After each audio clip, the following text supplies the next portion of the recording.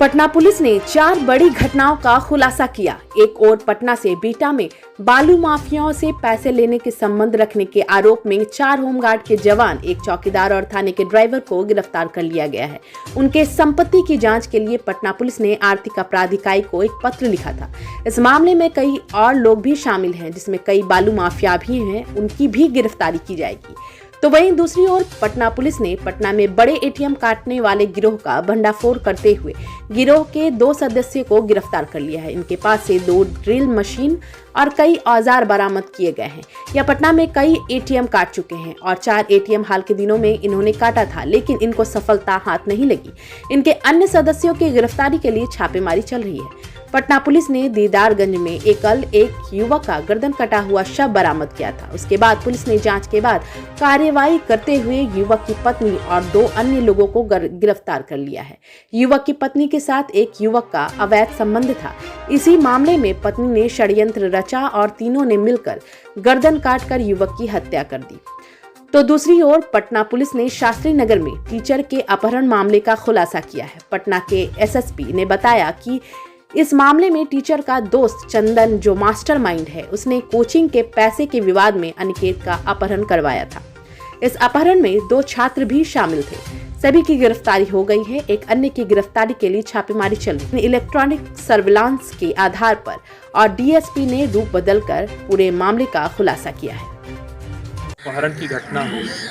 एक private coaching का जो शिक्षक है, जो केमिस्ट्री पढ़ाता है, अंकित कुमार करके। अंकित कुमार मूल रूप से बेगूसराय के रहने वाले हैं, लेकिन तकरीबन 15 साल से यहीं पे रह के पढ़ रहा है और उसके बाद कोचिंग चलाता है। तो उसका अपहरण की बात हुई थी। शास्त्री नगर थाना में उसका केस दर्ज हुआ था और उसी रात उसकी रिकवरी भी हो गई थी। लेकिन ये पूरी घटनाक्रम को लेकर बहुत संदेह भी था, बहुत अलग अलग से वो था कि क्यों हुआ ये सब। और अंकित कुमार भी बहुत ज़्यादा सहयोग नहीं कर रहे थे कि इसके पीछे कारण क्या था, क्योंकि ये इम्पॉर्टेंट इसमें रैंसम की भी बात थी, पैसा भी मांगा गया। तो उसके पिताजी को फ़ोन करके उसी के ही फ़ोन से, जो अंकित कुमार अपहरित था, उसी के फ़ोन से तो पहले 6 लाख का डिमांड हुआ और उसके बाद कम होते होते 2 लाख तक डिमांड किया गया था। और इसकी जो रिकवरी थी वो तो 12 घंटे में ही कर ली गई थी। और उसके बाद फिर हम लोगों ने special team city SP central साहब के नेतृत्व में इसका गठन किया, जिसमें एसटीपी सचिवालय, STP law and order, SHO Shastri Nagar, SHO Pataliputra, SIO dial 100 का टीम हमारे पास है। तो जब हम लोगों ने इनका सारा एनालिसिस किया, मूवमेंट का, आसपास के सीसीटीवी फुटेज वगैरह को देखा और फिर जब डीप इंटेरोगेशन किया तो पता चला कि जो इसका प्रमुख साजिश करता है एक चंदन कुमार नाम का व्यक्ति। चंदन कुमार भी शिक्षक है। चंदन कुमार और अंकित पहले दोनों मिलकर कोचिंग चलाते थे, प्रियादर्शनी कोचिंग करके कोचिंग चलाते थे। इसी के बीच में दोनों ने अपना पैसा लगाया था। चंदन कुमार जो कि मूल रूप से गया का रहने वाला है, टनकुप्पा का, वहाँ से उसने अपना ज़मीन बेच के इसमें पैसा लगाया था कोचिंग वाले को, और इसने भी कुछ अपना पैसा लगाया था। लेकिन उसके बाद दोनों में अनबन हो गया। ये जो अंकित कुमार है, पता चला कि सट्टाबाजी का काम भी करता था, उसमें भी इसका काफ़ी लॉस हुआ, पैसे का लॉस हुआ। और ये बाद में जो इसने प्रॉमिस किया था कि हम लोग पार्टनरशिप में जितना पैसा इसको देना था रेंट के लिए और बाकी खर्चों के लिए कोचिंग इंस्टीट्यूट के, तो ये नहीं दे पा रहा था, जिसके कारण उसका तकरीबन 5 लाख रुपया फंसा हुआ था चंदन कुमार का। बार बार वो उसको अनुरोध कर रहा था देने के लिए, तो ये नहीं देता था उसको। इसी में ही इसने अपने जो एक्स स्टूडेंट, इसमें एक लड़का पकड़ा गया है शिवम कुमार करके, जो कि इन दोनों का स्टूडेंट रहा हुआ है, अंकित कुमार का भी और चंदन कुमार का भी। तो इन लोगों ने उसको सेट किया और चंदन कुमार ने 2 और अपने परिचित सेट किया। एक का नाम मनीष है और एक का नाम दिवाकर है और एक का नाम नीतीश है। तो इन लोगों ने प्लान बनाया कि शिवम का जो घर है, उसी के घर से परिता की बरामदगी हुई थी। उसके घर में मूल रूप से उसके पिता की डेथ हो गई है, तो अपने ननिहाल में रहता है, और जो उसका पैतृक घर, उसमें सिर्फ उसके दादाजी रहते हैं फर्स्ट फ्लोर में, कि वो हम लोग घर सेट कर लेंगे, उसको जितना दिन भी रखना होगा, कोई भी आने, रेजिडेंशियल एरिया है, कोई भी शक नहीं करेगा। तो उसके बाद जो चंदन है, चंदन ने अपने जो बाकी सहयोगी उनसे कॉन्टैक्ट किया। इन लोगों ने OLX के माध्यम से पहले रूम सेट करवाया शिवम से, और उसके बाद जब ये चिन्हित हो गया कि उसको रखना कहाँ पे है, तो इन्होंने इसको बार बार फ़ोन किया कि हम लोग कोचिंग लेना चाहते हैं केमिस्ट्री की, तो आप हम लोगों को घर पर आके पढ़ा दीजिए। इसी में ही जो अंकित कुमार है, वो 5 की रात्रि को अपनी स्कूटी से उनके घर गया रात के 7:30 बजे, उनसे मिलने के लिए कि स्टूडेंट्स हैं तो मिल लेता हूँ कि वो कितना, जो भी आगे कितने स्टूडेंट्स हैं, कितना पैसा देंगे।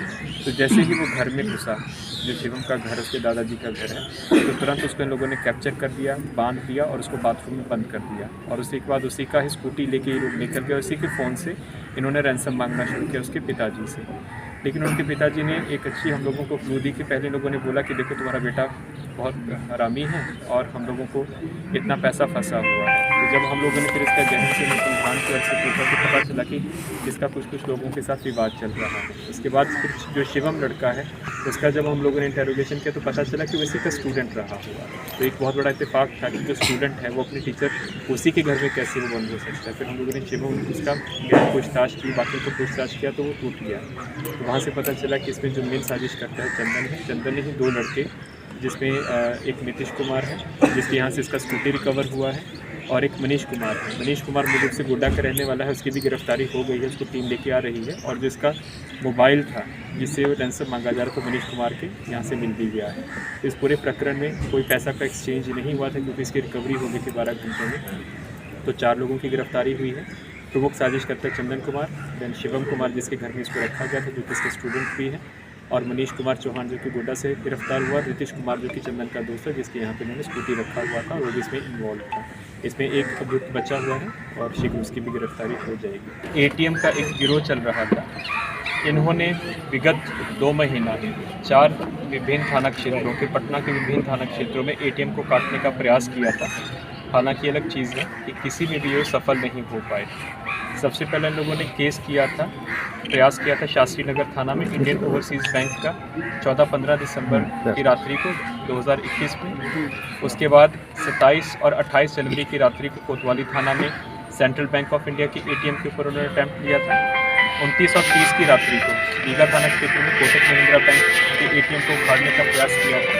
और 3 और 4 फरवरी की रात्रि को कोटक महिंद्रा बैंक का ATM जो कि सिगरौल थाना क्षेत्र है, इन लोगों ने क्षतिग्रस्त करके वहाँ से पैसा निकालने का प्रयास किया था। हालांकि कुछ लोग जब की गश्ती रहती है, डॉक्टर मोबाइल रहते हैं, तो तुरंत सूचना हो गई थी कि किसी भी प्रयास को सफल नहीं होता, क्योंकि लगातार बैक टू बैक घटना कर रहे थे, एकदम डेस्परेट थे।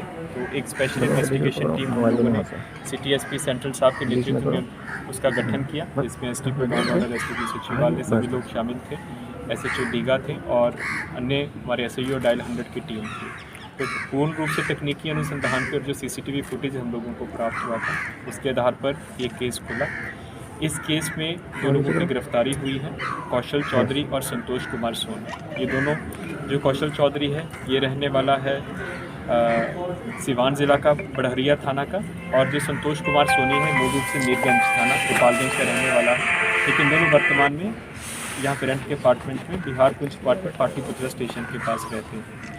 इनके साथ 2 साथी और हैं जिनकी हम लोग तलाश कर रहे हैं, जिनकी पहचान हो चुकी है। तो ये लोग काफ़ी कुख्यात रहे हुए हैं। जो संतोष कुमार सोनी है इसका पूर्व में भी गोपालगंज, पटना में आपराधिक इतिहास रहा है, और जो कौशल चौधरी है गोपालगंज, सिवान और पटना सभी में इसका आपराधिक इतिहास रहा हुआ है। कौशल चौधरी 7 केसेस में वांटेड है, संतोष कुमार सोनी 5 केसेस में ये इन्वॉल्व है। तो जब इनकी यहाँ से गिरफ्तारी हुई है पाटलिपुत्र स्टेशन के बगल से, तो जो ये ड्रिल का मशीन है, जो भी इनके औजार हैं जिससे ये लोग ATM को, और ये बहुत एक्सपर्ट हो चुके थे इसमें, और ये सर यूट्यूब के माध्यम से सीखते थे, और जो पहले गैंग गए हुए उनकी जेल में इन लोगों का संपर्क था। तो सब औजार भी इनके रिकवर हुए हैं और इन लोगों ने अपना सारा कन्फेशन भी किया।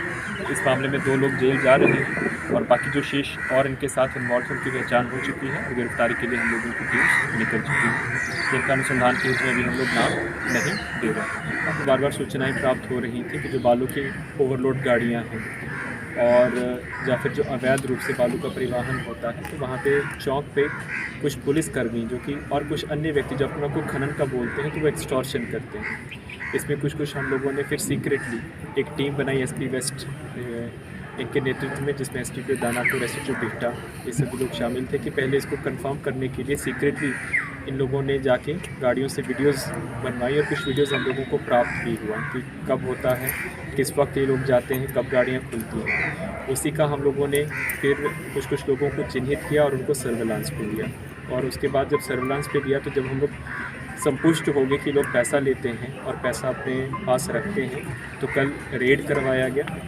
उसमें टोटल 4 होमगार्ड के जो सिपाही हैं वो पकड़े गए हैं, एक थाना का ड्राइवर है वो पकड़ा गया है, और एक चौकीदार पकड़ा गया है। ये और इनका जो मोबाइल फ़ोन्स हम लोगों ने सीज़ किए, तो मोबाइल फ़ोन के माध्यम से बहुत से लोग जिनसे इन लोगों का संपर्क था, गाड़ियों के नंबर आते थे, उनका हम लोगों को पता चला है। और इसमें टोटल 1,18,000 रुपया कैश बरामद हुआ है, इनकी बैरकों से बरामद हुआ है। इसके अतिरिक्त हम लोगों ने 3 महीने का इनका बैंक अकाउंट निकाला था, 9.5 लाख रुपया का ट्रांजैक्शंस हम लोगों को मिल गया है। और एक जो चौकीदार है 18 लाख की ब्लैक स्कॉर्पियो गाड़ी उसने परचेज़ की थी इसी पैसा की, उसका हम लोगों को चिन्हित हो गया और उसको हम लोग ज़ब्त किए हैं और आगे का भी अनुसंधान जारी है। और इसमें और भी जो जिन जिन लोगों से जो लाइनिंग हो रहा था, होटल वाले कुछ लोग हैं, इसमें लाइन होटल्स वाले लोग हैं, कुछ बालू माफिया के भी लोग हैं। फिर हम लोगों ने मूवमेंट्स ट्रेस किया कि जो बालू खनन का क्षेत्र है ये लगातार रात को जाते थे, तो और जो भी लोग इसमें संलिप्त हो गए उनके ऊपर हम लोग कार्रवाई कर रहे हैं। इसमें हम लोग आर्थिक अपराध इकाई का भी सहयोग दे रहे हैं कि जितना भी लोगों ने अपनी ये संपत्ति अर्जित की है उसका हम लोग एक ब्यौरा बना के और उसके बाद उसकी अधिहरण के लिए और PMLA में प्रस्ताव बनवा के उसको कन्फिस्केट हम लोग करवाएंगे। इसमें टोटल अभी तक 6 लोग गिरफ्तार हुए हैं, 4 होमगार्ड के सिपाही हैं जो कि वहाँ पर ट्रैफिक ड्यूटी में प्रतिनियुक्त थे और एक थाना का ड्राइवर है और एक चौकीदार राहुल कुमार अनुकंपा पे ही अपने पिताजी की डेथ हो गई थी, उसी की जगह पे ही नौकरी कर रहा था 17 से और लगातार इसमें सबसे ज़्यादा स्लिपता उसकी थी, सबसे ज़्यादा लाइनिंग का काम वही करता था। चालक सिपाही मुकेंद्र कुमार उसको गिरफ्तार किया गया है। गृह रक्षक गौतम कुमार, गृह रक्षक रविशंकर सिंह, गृह रक्षक धनंजय राम एवं गृह रक्षक उमेश कुमार भारती और इनके सभी मोबाइल्स को जब्त किया गया है। और विधि विज्ञान प्रयोगशाला के माध्यम से पूरे मोबाइल का हम लोग सारा वो निकाल के फोटोकॉपी निकाल के व्हाट्सएप चैट जो भी सब है उसका अनुसंधान कर रहे हैं। एक शव मिला था जिसका कि गला रेता हुआ था, आम के बगीचा में गला रेता हुआ था। इस व्यक्ति की पहचान पहले नहीं हो रही थी, उसके बाद फिर हम लोगों ने सभी जगह पे उसकी फ़ोटोज़ को फ्लैश किया तो इसके पहचान सूरज कुमार, पिता का नाम स्वर्गीय नसीब लाल यादव, साकिर मिर्ज़ापुर नोहटा के नाम से हुई।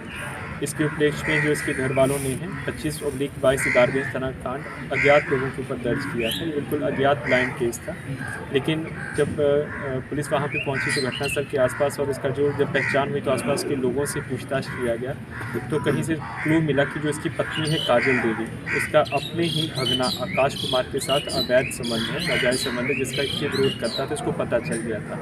इसी में ही जो इसकी अपनी पत्नी है काजल देवी, उसने आकाश कुमार और उसका एक दोस्त है अजीत, उसके साथ षड्यंत्र किया, इसको वहाँ पे बुलवाया, इसकी पत्नी ने ही इसको बुलवाया। वहाँ पे दोनों पहले ही जो धारदार हथियार के साथ वहाँ पे तैयार थे और इसको वहाँ पे जाके इसका गला रेत की और चाकू के साथ इसकी हत्या कर दी। इसमें जो तीनों अभियुक्त हैं, काजल देवी जो कि इसकी पत्नी है, जो उसका लवर है आकाश कुमार और जो तीसरा जिसको उन्होंने सेट किया था अजीत कुमार को, तीनों को गिरफ्तार कर लिया गया है। और इस कांड में जो चाकू जो उपयोग हुआ इसका गला रेतने की, उसकी भी बरामदगी उनकी निशानदेही पे हो गई है। तो इस घटना का सफल उद्भेदन पुलिस अधीक्षक ग्रामीण उनके नेतृत्व में SIT बना था, SDPO फतवा और SHO दारगंज।